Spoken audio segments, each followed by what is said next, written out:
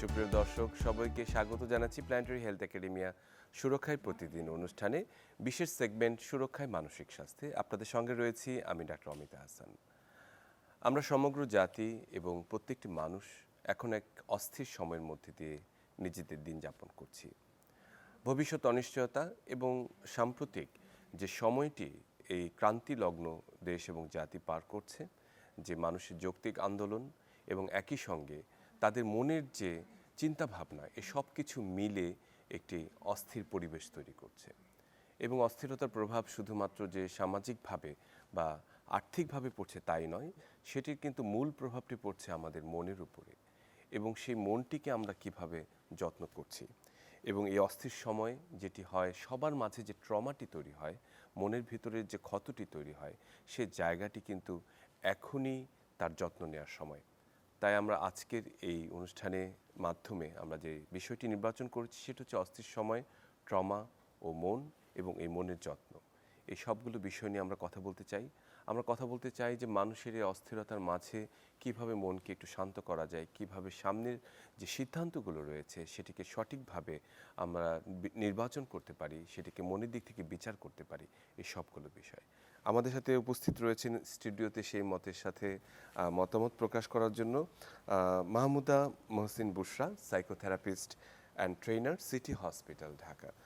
মাহমুদা মহসিনা বুশরা, আপনাকে স্বাগত আমাদের অনুষ্ঠানে। আমাদের সঙ্গে একই সঙ্গে যুক্ত রয়েছেন নুজহাতির Rahman, counselling psychologist and psychotherapist. Nuzhat, আপনাকে স্বাগত আমাদের অনুষ্ঠানে। অনেক ধন্যবাদ আমাকে। আমাদের সঙ্গে অনলাইনে যুক্ত রয়েছেন ডাক্তার তাজদিক হাসান, মানসিক স্বাস্থ্যকর্মী ও গবেষক digital mental health, মোনাশ university, Australia. সুদূর অস্ট্রেলিয়া থেকে যুক্ত রয়েছেন তাজদিক, স্বাগত আপনাকে। অনেক ধন্যবাদ অমিত ভাই। যে কথাটি বলছিলাম আমি সরাসরি বুশরার কাছ থেকে চলে আসি যে এই অস্থির সময়ে এই ট্রমাটি আসলে কেন তৈরি হয় বা কোন কোন ক্ষেত্রে ট্রমা তৈরি হতে পারে? ধন্যবাদ অমিত ভাই। এই অস্থির সময়ে ট্রমাটা তৈরি হচ্ছে কারণ হচ্ছে আমরা যা দেখছি, আসলে আমরা চাই ভালো কিছু দেখতে, কিন্তু আমরা আশেপাশে যা দেখছি এত কি বলে এটাকে, খুন মারা যাচ্ছে, প্রচুর রক্ত দেখছি, প্রচুর ঘটনা দেখছি, প্রচুর অমানসিক যে জায়গাগুলো, সেই জায়গাগুলো আমরা খেয়াল করছি, দেখছি ছোট বাচ্চা কে মেরে ফেলা হচ্ছে বা স্কুল গোয়িং, একদম কেউই আসলে রেহাই ওটার থেকে পাচ্ছে না। এবং এরকম যে আমরা ফেসবুক বা যেটাই স্ক্রল করি না কেন, সারাক্ষণ আমরা অসংখ্য এই ধরনের জিনিসের সাথে আমরা পরিচিত হচ্ছি এবং এটা নিতে পারছি না।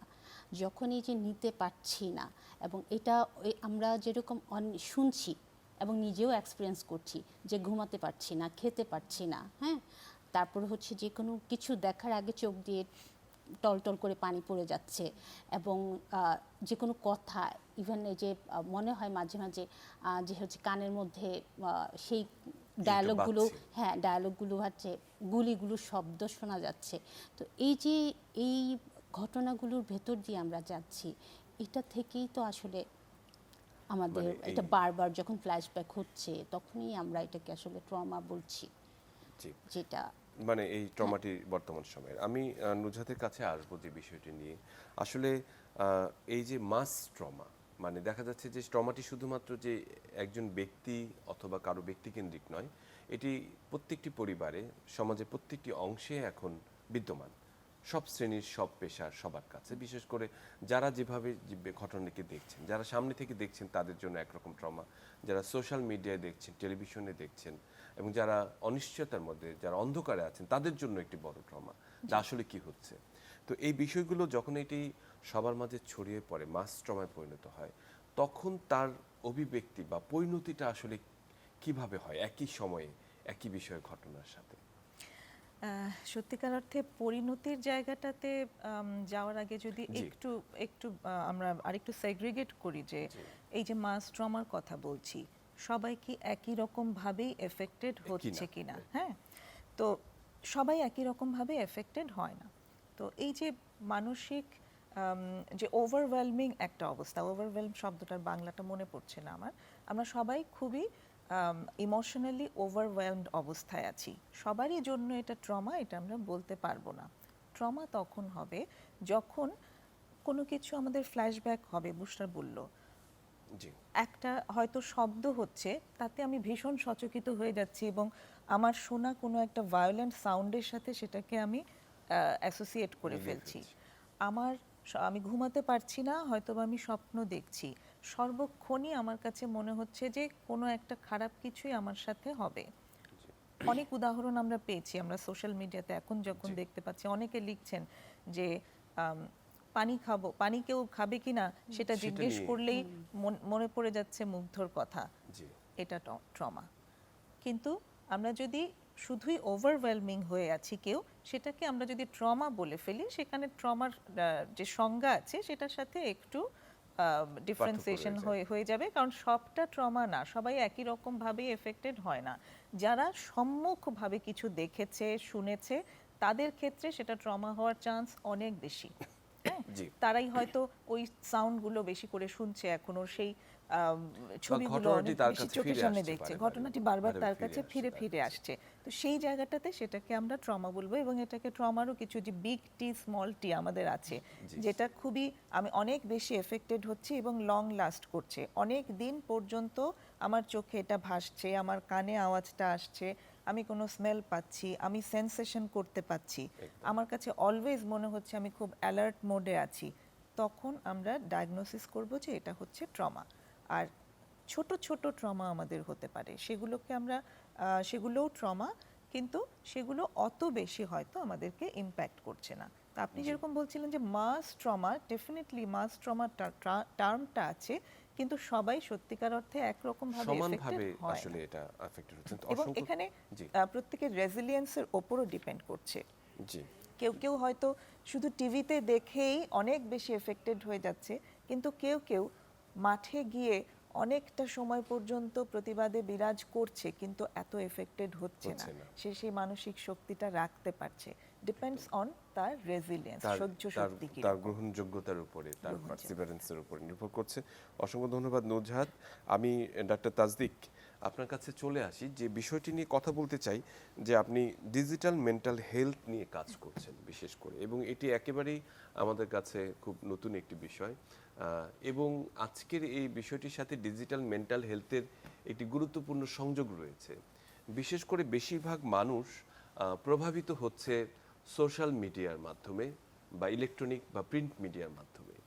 এই যে সোশ্যাল এবং ইলেকট্রনিক মিডিয়ার যে একটি ভূমিকা রয়েছে এই মাস ট্রমার ক্ষেত্রে, বিশেষ করে প্রতিটি মানুষ এখন স্ক্রলিং করছে, যখন ইন্টারনেট ছিল না তখন তারা একেবারেই মানে সহ্যের শেষ সীমায় পৌঁছে গিয়েছিল, যে কি হচ্ছে আরও বেশি অস্থির হয়ে গেছিল, এবং বারে বারে এই যে খবরের স্ক্রল করছে বা প্রত্যেকটা সংবাদ দেখার জন্য তাদের যে আকুতি, এবং টিভি চ্যানেল অথবা আমি বলবো যে ফিডব্যাক বা ফেসবুকের যে ফিডব্যাক বা অন্য কোথাও থেকে খবর সংগ্রহ করার যে প্রচেষ্টা, এই জায়গাটি কিন্তু প্রত্যেককে অস্থির করে তুলছে, এবং সব খবর যে আসলে একেবারেই সঠিকভাবে আসছে তাও নয়, অনেক পরিবর্তিত খবরও সেখানে আসছে। এই জায়গাটিকে আসলে কিভাবে দেখেন বর্তমান পরিস্থিতিতে? ওয়াও, খুবই গুরুত্বপূর্ণ একটা প্রশ্ন এবং খুব টেকনিক্যালও। তার কারণ হচ্ছে যে সোশ্যাল মিডিয়ার যে রোলটা, যে কোনো ধরনের কোনো সামাজিক যখন আন্দোলন ঘটে বা সামাজিক অস্থিরতা ঘটে, সোশ্যাল মিডিয়া একটা অত্যন্ত গুরুত্বপূর্ণ রোল প্লে করে। সেটা পৃথিবীর যেই আমি যদি মানে এখন যে চেঞ্জটা হচ্ছে, যে নতুন পৃথিবী যেটা আমরা বলি, সেখানে সব ক্ষেত্রে এটা প্রযোজ্য। আরেকটা জিনিস আমার কাছে মনে হয় অমিত ভাই, যেটা খুব রিসেন্ট যেই আন্দোলনগুলো আমরা দেখেছি, যদি আমি প্যালেস্টাইনের ইস্যু বলি, সেখানে কিন্তু সোশ্যাল মিডিয়া একটা অসম্ভব স্ট্রং রোল প্লে করেছে। কমিউনিকেশন ব্ল্যাকআউট যখন প্যালেস্টাইনে ঘটেছে, সেখান থেকেও কিন্তু হ্যাশট্যাগ দিয়ে হোক বা ছোট ছোট ক্লিপ দিয়ে হোক, মানুষের মধ্যে কিন্তু জনমানুষের মধ্যে একটা বড় ইম্প্যাক্ট ক্রিয়েট করা গেছে। আমার মনে হয় সেটা একটা ইম্পর্টেন্ট একটা ফ্যাক্টর হিসেবে কাজ করছে বাংলাদেশের এই সিচুয়েশনটাতেও, যে কেউ হয়তো শেষ ভরসা হিসেবে খড়কুটো হিসেবে আটকে ধরতে যাচ্ছে, যে আমি সোশ্যাল মিডিয়ায় একটা পোস্ট দিয়ে যদি আমি কিছুটা হেল্প করতে পারি। এখানে দুইটা তিনটা আসলে ফ্যাক্টর আছে। একটা হলো যারা দেশে আছে, তারা যখন দেশ থেকে কোনো তথ্য দিতে চাচ্ছে, অনেকেই সোশ্যাল মিডিয়াটা বেছে নিচ্ছিলেন কমিউনিকেশন ব্ল্যাকআউট আউটের আগে বা তারপরেও তারা করছেন, এবং সেই সুযোগে কিন্তু অনেক ধরনের গুজব বা মিথ্যা তথ্য বা যেখানে রাজনৈতিক প্রোপাগান্ডা যেটা থাকে, কারণ অনেকগুলো ফ্যাক্টর তো এই আন্দোলনটার মধ্যে মিশে গেছে, এটা আমরা সবাই জানি, সেটাও কিন্তু চলে আসছে। পাশাপাশি যারা প্রবাসী আছে, আমাদের কিন্তু আর কোনো অথেন্টিক সোর্স নাই যে আমরা Source নেই। কোথা থেকে তথ্যগুলো পাবো, কোথা থেকে আমরা তথ্যগুলো জানতে পারবো, কারণ খুব কন্ট্রোলড ভাবে কিন্তু মিডিয়া যেটা রোল প্লে করেছে, কোনো মিডিয়া খুব সাহসী ভূমিকা পালন করেছে। এখানে কোনো পক্ষ নেওয়ার ইস্যু না, এখানে ইস্যুটা হচ্ছে যেটা ঘটছে, আমরা একদম ফ্যাক্টসগুলো যদি চোখের সামনে দেখতে চাই, সত্যি যেই ঘটনাটা ঘটছে, অথেন্টিক এথিক্যাল যেই সোশ্যাল মিডিয়া ইউজের ব্যাপারটা খুব কঠিন। এরকম একটা মানবিক বিপর্যয় যেই যখন ঘটে, তখন অথেন্টিসিটিটা চেক করা বা ফ্যাক্ট চেক করাটা সবসময় সম্ভবপর হয় না। এখানে আমি আমার ডিজিটাল মেন্টাল হেলথের যেই গবেষণার পার্সপেক্টিভ থেকে যদি আমি বলি, সচেতন নাগরিক হিসেবে প্রথম যে দায়িত্বটা, যে কোনো শেয়ার, যে কোনো ধরনের কথা বলার আগে আমাদেরকে যতটুকু সম্ভব সোর্সটা চেক করে নিতে হবে। এক নাম্বার হচ্ছে এটা কোনো অথেন্টিক কোনো জায়গা থেকে আসছে কিনা, অথেন্টিসিটিটা কোথা থেকে হতে পারে, যদি কোনো অথেন্টিক মিডিয়া হাউস সেটা প্রেজেন্ট করে, যদি এমন কোনো মানুষ প্রেজেন্ট করছেন যার তথ্য সূত্রটা আমি জানি, যাকে আমি বিশ্বাস করি, যিনি, এবং এই বিশ্বাসের জায়গাটাও কিন্তু খুব এখন অ্যাবস্ট্রাক্ট, এই লাইনগুলো আমাদেরকে বুঝতে হবে যে আমি কারটা কিভাবে বা আমি শেয়ার করছি, মানে পেলাম শেয়ার করে দিলাম, তার আগে আসলে আমাকে বুঝতে হবে এটা কতটুকু সত্যি। এটা হচ্ছে প্রথম। দ্বিতীয়ত হচ্ছে আমি শেয়ার করার ইম্প্যাক্টটাও কিন্তু আমাকে বুঝতে হবে, কনসিকুয়েন্সটা। কারণ যদি আমি এমন কিছু শেয়ার করি, এমন কোনো একটা তথ্য নিয়ে আমি একটা প্রোপাগান্ডার মতো করে বা একটা কোনো কিছু দাঁড় করাই, তাহলে সেটা কিন্তু একটা খুব নেগেটিভ একটা ইম্প্যাক্ট ক্রিয়েট করতে পারে মানুষের উপরে। যারা আমরা বাইরে আছি, প্রবাসী, তাদের উপরে যে অস্থিরতাটা আমরা যদি যেটা আমরা ফিল করছি এখন, আমরা মাস ট্রমা শব্দটা ব্যবহার এই জন্য করছি, আমি নজরুল আপা বা বুশরাপুর সাথে পুরোপুরি একমত। একদিকে যেমন আমরা এখনই ট্রমা বলতে পারবো না, কারণ ক্লিনিক্যালি যদি আমি দেখি পিটিএসডি বলতে গেলেও আমার 6 মাস লাগবে অ্যাটলিস্ট, আমি এখন হয়তো ইভেন্ট স্পেসিফিক ডিস্ট্রেস বা এই টার্মগুলো ব্যবহার করতে পারি, কিন্তু আমরা সবাই মোরালেস সেম অনুভূতির মধ্যে দিয়ে যাচ্ছি, একই রকম অনুভূতি। এইটা ট্রিগার্ড হতে পারে এবং হচ্ছে, যেটা একদম ট্রু। পাশাপাশি যারা দেশে আছে তারা কিন্তু সেই জায়গাটা পুরোপুরি এখনো, যে যখন তথ্যগুলো আসছে সাথে সাথে একটা রিয়াকশন, মানে একটা রেসপন্স চলে আসছে, যেটা কিন্তু কারোর জন্যই ভালো হচ্ছে না। সো সোশ্যাল মিডিয়ার রোলটা যদি আমি এক লাইনে বলি, এই মুহূর্তে সব থেকে গুরুত্বপূর্ণ, মানে একদম পুরো অস্থির সময় আমি বলবো একদম মোস্ট ইম্পর্টেন্ট জায়গা হচ্ছে এই রোলটা ক্লিয়ারলি বোঝা এবং এই ক্রিটিক্যাল পাথওয়েটা আন্ডারস্ট্যান্ড করা, যে আমার একটা ক্লিকেরও কিন্তু এখানে মূল্য আছে। জি, অসংখ্য ধন্যবাদ তাসদিক। খুব চমৎকার করে আপনি সোশ্যাল মিডিয়া এবং ইলেকট্রনিক বা প্রিন্ট মিডিয়ার ভূমিকার কথা বলেছেন এই অস্থির সময়। নিশ্চয়ই সেটি আসলে যে নিয়মগুলো বললেন সেটি ভীষণ গুরুত্বপূর্ণ, যে সোর্সটি আসলে কতখানি অথেন্টিক, এটার ইম্প্যাক্টটা কি, এই বিষয়গুলো নিয়ে আমরা অনেক সময় না ভেবেই কিন্তু অনেক সময় আমরা কাজ করে থাকি। আমরা আসলে আজকে যে অস্থির সময়ের মধ্যে দিয়ে আমরা আছি, ট্রমা এবং মনের যে আসলে যে অবস্থাটি, সেটি নিয়ে কথা বলছিলাম। তবে কথার যে আলোচনাগুলো সেগুলো নিয়ে আমরা আবার ফিরে আসতে চাই, তার আগে একটা বিরতিতে যেতে চাই। সুপ্রিয় দর্শক, আমাদের অস্থির সময় মন এবং ট্রমা নিয়ে কথা বলছিলাম, সঙ্গেই থাকুন, ফিরে আসছি একটু পরেই।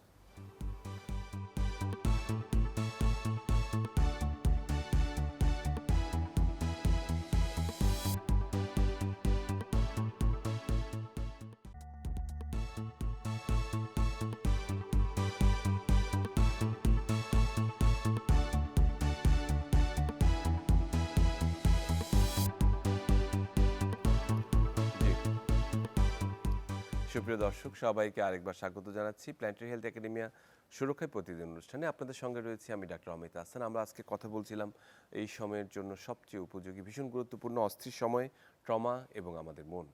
এবং আলোচনায় যুক্ত আছেন মাহমুদা বুশরা, নুজহাত-ই রহমান এবং ডাক্তার তাসদিক। আমি মাহমুদা বুশরা আপনার কাছে চলে আসছি যে বিষয়টি নিয়ে, যে আমরা অস্থির সময় পার করছি এবং প্রত্যেকেই তার ক্ষেত্র থেকে এই অস্থিরতার মধ্যে ভুগছে। এই অস্থির বা এই ট্রমা আসলে আমাদের এই সামাজিক জীবনকে, পারিবারিক জীবনকে কিভাবে প্রভাবিত করছে, ব্যাহত করছে। পরিবারের প্রত্যেকটি সদস্যের জন্য ট্রমাটির মাত্রা ভিন্ন, সেটি কিভাবে আসলে আমাদেরকে প্রভাবিত করছে? ধন্যবাদ অমিত ভাই।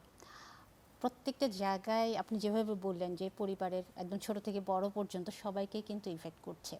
এখন আমি যদি ওই ইফেক্টটা দেখতে যাই যে আসলে আমাদের মধ্যে ঘটছেটা কি, তো সবার মধ্যে যে আমরা বললাম প্রথমে সেমভাবে আসে না। এক একজনের চিন্তা করা, ফিল করা মাত্রা কিন্তু ভিন্ন। আমরা মানুষ আলাদা বলেই কিন্তু ভিন্ন। সো হচ্ছে দেখা যাচ্ছে যে সবচেয়ে বড় ফিলিং যেটা ভেতরে হয় সেটা হেল্পলেসনেস ফিলিংটা হয়। একদম। এবং আরও গাঢ় আরেকটা ফিলিং আছে, সেটা হচ্ছে গিল্ট। যারা ওই যে আমার খুব ইচ্ছে করছে যেতে পারছি না, বা আমি আমার সন্তানকে ধরে রাখছি, তুমি যেও না, হ্যাঁ তুমি যেও না, কিন্তু এই বাবা মায়ের মধ্যে একটা দ্বন্দ্ব কিন্তু হচ্ছে বাচ্চার সাথে, যে কেন দিচ্ছ না, তার মানে কি তুমি এরকম নাকি তুমি ওই পাশে, হ্যাঁ এই জায়গাগুলো দ্বন্দ্ব সৃষ্টি হচ্ছে। এবং আরেকটা বিষয় হচ্ছে যে প্রচণ্ডভাবে আমরা মানসিকভাবে ভেঙে পড়া, যেটা হচ্ছে আমরা কান্না করছি, খুব ভয় পাচ্ছি এবং আতঙ্কিত থাকছি। দরজায় কেউ যদি কড়া নাড়ে, যার বাসায় ইয়াং ছেলে আছে, অবশ্যই ইয়াং বলাটাও ভুল, স্কুলে হ্যাঁ ছাত্র থাকছে, এই যে একটা আতঙ্ক সবসময় বিরাজ করছে, এই জায়গাগুলো ভীষণভাবে ইফেক্ট হচ্ছে। ইভেন দেখা যাচ্ছে যে অনেকেই যে আমি এখন আর নিউজ দেখি না, আমি এখন আর ফেসবুক চালাই না, হ্যাঁ এবং কেন না, তার কারণ হচ্ছে যে আমরা ওটা ফেস করতে চাচ্ছি না অনেকেই। এবং এই যে নিজেকে আমরা বিরত রাখছি এবং তার সাথে সাথে আমাদের কিন্তু ফিজিক্যাল কিছু সিমটম দেখা যায়, যে মানে ব্রিদিংয়ে প্রবলেম হচ্ছে খুব, আমাদের যে খাওয়ার জন্য যে একটা টেস্ট থাকে সেটা চলে যায়, এবং আমরা কিন্তু অনেক সময় নুজহাত বলেছে যে স্মেল ফিল করতে পারি, শব্দ শুনতে পাই, হ্যাঁ তো এই জায়গাগুলো সাংঘাতিকভাবে ইফেক্ট করছে আমাদেরকে। এবং হয়তোবা ঘুমাতে পারছি না, ঘুমাতে গেলে হয়তোবা চিৎকার দিয়ে উঠছি এবং উঠে ধরফর করে হয়তোবা আমি দরজার দিকে চলে যাচ্ছি, দরজা কেউ কড়া নাড়লো কি না, হ্যাঁ এই যে বিভিন্ন সিমটমগুলো খুব হচ্ছে আসলে। এটা শারীরিকভাবে যেমন ইফেক্ট করছে, সেটা মানসিকভাবেও কিন্তু আমাদের এরকম ইফেক্ট করছে। আমরা আগের কাজগুলো এখন আগের মতো করতে পারছি না। আমরা যদি একটু ফিরে যাই কোভিডের সময়টায়, আমার ক্লায়েন্টরা যেরকম বলছে যে কোভিডের সময় তো কিছু করার ছিল, বাসায় বসে মানে ইন্টারনেটের লাইন ছিল বা ছিল, আমরা ঘরে বসে কাজ করতাম, স্কুল চলতো, কিন্তু এখন যে অবস্থাটা হয়েছে এটা তো কিছুই করা যাচ্ছে না, তাহলে আমরা করবোটা কি? একদম হ্যাঁ, এবং সেটা ছোট থেকে বড় সবার মধ্যেই এটা হচ্ছে। এবং তাদের মধ্যে যে এই যে এক ধরনের মানে পাওয়ার ফিল হয়, ওই পাওয়ার ফিলিং যে জায়গাটা কিন্তু অনেকটা লো হয়ে গেছে, যে আমি পারছি না। এই জায়গাটি আসলে খুব গুরুত্বপূর্ণ। আমি নুজহাত আপনার কাছে ফিরে আসি একটু, যে বিশেষ করে এই তরুণ প্রজন্ম জেনারেশন জেড, যাদেরকে আমরা আসলে অনেক সময় তাদের সম্পর্কে যে আমাদের ধারণা ছিল যে তারা একটা ইন্টারনেট প্রজন্ম, তাদের সবকিছুই এইভাবেই তৈরি, তো হঠাৎ করেই তারা দেখা গেল যে বড় ধরনের একটা পরিবর্তনের মধ্যে চলে আসলো। প্রত্যেকটি পরিবারের যারা এই সদস্য রয়েছে তারা মানে এই সাথে পরিচিত ছিল না, হঠাৎ করে তারা নতুন একটি পরিস্থিতির মধ্যে আসলো। অনেকে ট্রমাটাইজড হয়েছে, অনেক বাসায় যারা বাবা মারা তাদেরকে রেখেছেন, তাদেরকে নিরাপত্তার সাথে রাখতে চেয়েছেন, তাদের মধ্যে এক ধরনের ট্রমা তৈরি হয়েছে।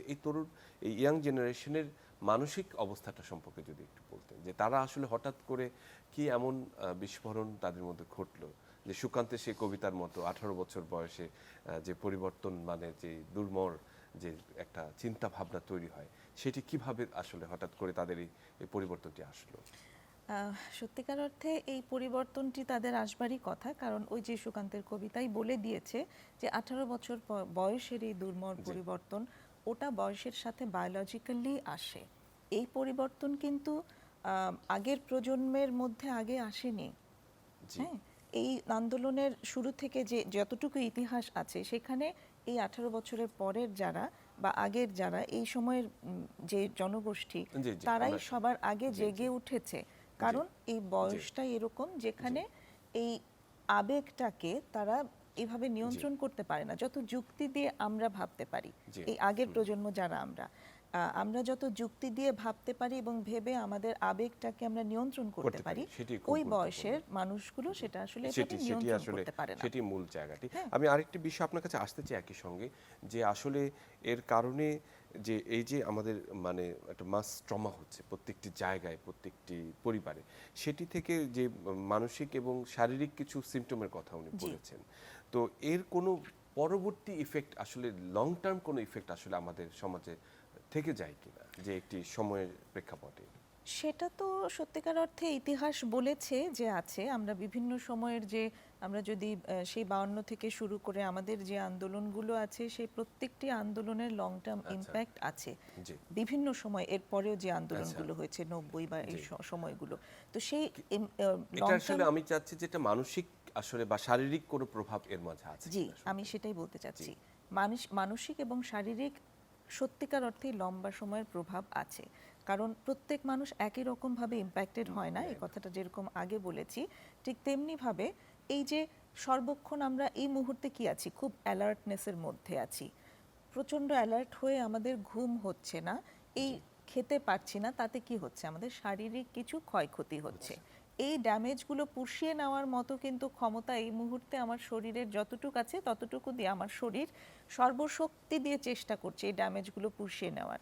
আমার প্রতিদিন 8 ঘন্টা ঘুমোবার কথা, আমি ঘুমাতে পারছি 3-4 ঘন্টা, হয়তো বাড়িতেই আছি কিন্তু ঘুম আসছে না, খাবারটাও খেতে পারছি না, প্রপার রেস্ট নিতে পারছি না, আমি উত্তেজিত থাকছি।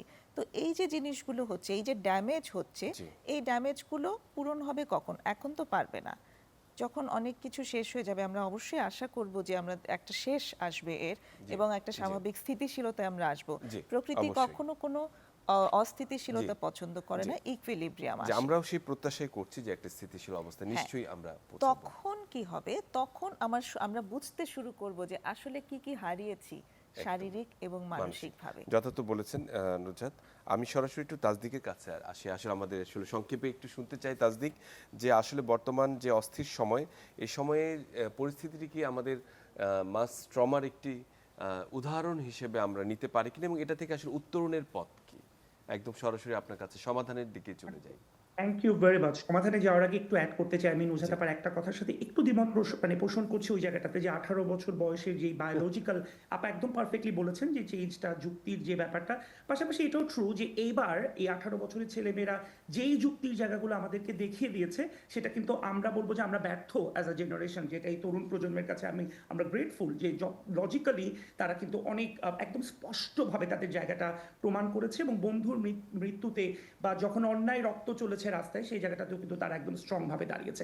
আপনার প্রশ্নে আসছি অমিত ভাই, সেটা হচ্ছে যে একটা একদম স্পষ্ট করে যদি বলি, এই ট্রমাটা একদম ক্যারেক্টারিস্টিক্যালি কিন্তু একটা কেস স্টাডি হতে পারে মানসিক স্বাস্থ্যের। আমি একটু আগে অফলাইনে আপনাকে বলছিলাম যে আমরা রুয়ান্ডার যে হুতু তুতসির যেই কনফ্লিক্টটা দেখেছি, যেটাতে একদম অল্প কয়েকদিনের মধ্যে 2 লাখের বেশি মানুষ মারা গিয়েছিল, বা হলোকাস্ট, বা যখন দ্বিতীয় বিশ্বযুদ্ধের যেই মাস ট্রমাটা, বাংলাদেশের যেই মৃত্যুর সংখ্যাটা যদি আমরা দেখি, কোনো পক্ষ অবলম্বন করে না, মৃত্যুর যে সংখ্যাটা সেটা কিন্তু আমাদের অনেক আন্দোলনকে ছাড়িয়ে গেছে। সো এই সংখ্যাটার কিন্তু একটা ইম্প্যাক্ট আছে, এবং সেই জায়গা থেকে এটা যদি আমরা এখনই আমাদের তরুণদেরকে বলি, বা যারা আমরা তরুণের ওই জায়গাটা বয়সটা পার করেছি, সবার মধ্যে ইম্প্যাক্টটা পড়েছে, আমরা যদি তাদের মাথায় হাত বুলিয়ে তাদের একসাথে নিয়ে হিলিং প্রসেসটার দিকে না যাই, তাহলে কিন্তু এটা ডেফিনেটলি একটা কনসিকুয়েন্স থাকবে। ট্রান্সজেনারেশনাল ট্রমা আমরা একটা টার্ম বলি, একদম 2 জেনারেশন পর্যন্ত কিন্তু কভার করতে পারে কোনো একটা মৃত্যু, বা কোনো যদি ওয়ার যেটা হয় ফিলিস্তিনে, আমরা যেটা দেখেছি যে একদম জেনারেশন থেকে জেনারেশন ট্রমাগুলো যাচ্ছে। এটাকে এখনই স্টপ করতে হবে আমাদের, এটা কোনো ধরনের কোনো ওয়ে কিন্তু নাই স্টপ করা ছাড়া। সো স্টপের ছোট্ট করে যদি আমি বলি কিভাবে করা যেতে পারে, নুজাত আপা এবং বুশরা আপা খুব স্পেসিফিকলি বলেছেন যে এটা 2 ধরনের এক জায়গা আছে, ইন্ডিভিজুয়াল লেভেলে, একটা কমিউনিটি বা সোশ্যাল লেভেলে। কারণ ইন্ডিভিজুয়াল রেজিলিয়েন্স ডিফারেন্ট একজন মানুষের থেকে আরেকজন। সো আমাদেরকে যেমন ইন্ডিভিজুয়ালি যিনি পাচ্ছেন না তার অনুভূতিগুলোকে কোপ করতে, তাকে থেরাপি নিতে হবে, তাকে মানসিক স্বাস্থ্য বিশেষজ্ঞের কাছে যেতে হবে, এবং বারবার করে তার ইমোশনগুলোকে অ্যাকনলেজ করা, এবং যাতে সে প্রপার মানে ট্রিটমেন্টটা পায়, সেটা আমাদেরকে নিশ্চিত করতে হবে। দ্বিতীয়ত হচ্ছে কেউ স্পিরিচুয়াল হেল্পটাও খুব এখানে ইফেক্টিভ বলে মনে করেন। একদম 100% আমরা মানসিক স্বাস্থ্য বিশেষজ্ঞ যারা আছে আমরা এটাকে এগ্রি করি। কেউ যদি সেই জায়গা থেকে সাহায্য গ্রহণ করতে চান বা মনে করেন যে সেটা তাকে হেল্প করছে, ডেফিনেটলি সেই সুযোগটা তাকে আমাদেরকে দিতে হবে। কমিউনিটি গ্যাদারিংগুলো, আমরা যদি পিয়ার সাপোর্ট গ্রুপ বা একসাথে করে যদি আমরা কথা বলতে থাকি, হিলিংয়ের যে প্রসেসটা ইনিশিয়েট করতে পারি। আমি রুয়ান্ডার এক্সাম্পলটা এই জন্য দিলাম কারণ আমি নিজে সেখানে কাজ করেছি, রুয়ান্ডা এবং উগান্ডাতে, এবং ওদের যেই জেনোসাইডের পরে যেই একটা খুব স্পেসিফিক ওরা ইন্টারভেনশন নিয়েছিল কমিউনিটি বেস সোশিওথেরাপি, যেখানে একসাথে করে কমিউনিটির 15 জনকে একসাথে করে বসিয়ে তাদের নিজেদের মধ্যে হিলিং করার জন্য সুযোগ দিত। তারা কাঁদতো, তারা কথা বলতো, তারা মৃত্যু নিয়ে, তাদের দুঃখ নিয়ে, তাদের অনুভূতিগুলো শেয়ার করতো, নিজেদের মধ্যে রেজিলিয়েন্সটা ডেভেলপ করতো। এরকম কোনো ইন্টারভেনশন আমরা নিতে পারি কিনা, চিন্তা করতে পারি কিনা, এটাই এখন সময়। কারণ কোনোভাবেই জেনারেশনকে এরকম পুরোপুরি ট্রমাটাইজড করে জি। আমরা পরের স্টেপে তাসদিক, আমরা আবার ফিরে আসব, তবে তার আগে আসলে একটা ছোট বিরতিতে যাচ্ছি। সুপ্রিয় দর্শক, আমরা কথা বলছিলাম আমাদের বর্তমান সময়ের অস্থিরতা, ট্রমা এবং মন নিয়ে। ফিরে আসছি একটু পর, সঙ্গে থাকুন।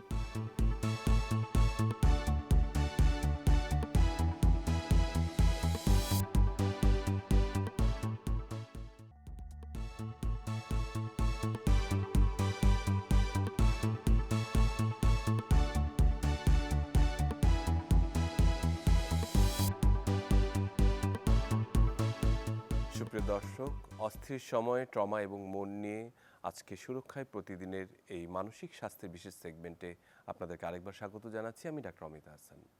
আমাদের সঙ্গে রয়েছেন ডাক্তার মাহমুদা বুশরা। আমি সরাসরি আপনার কাছে চলে আসি। এই অস্থির সময় থেকে উত্তরণের পথ তো আমাদেরকে বের করতে হবে।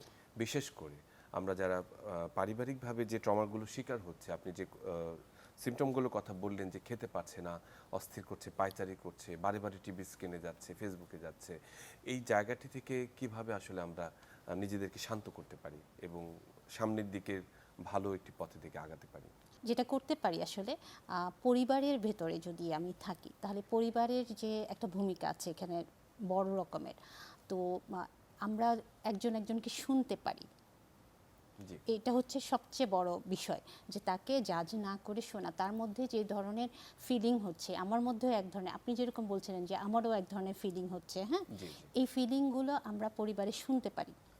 যদি এই জায়গাটায় হয় যে আমি পরিবারে কেউ আমার কথা শুনতে চাচ্ছে না, আর এই জায়গাটা থেকে যে আমরা যারা থেরাপিস্ট আছি, আমাদের কিন্তু বিভিন্ন জায়গায় আমরা ইনভলভ আছি। যেমন দ্বীপ, আমরা আমাদের একটা গ্রুপ আছে, ওইখানে হচ্ছে সবাই যাবে, যে যার ইচ্ছে সে যাবে, সে প্রাণ খুলে কথা বলবে।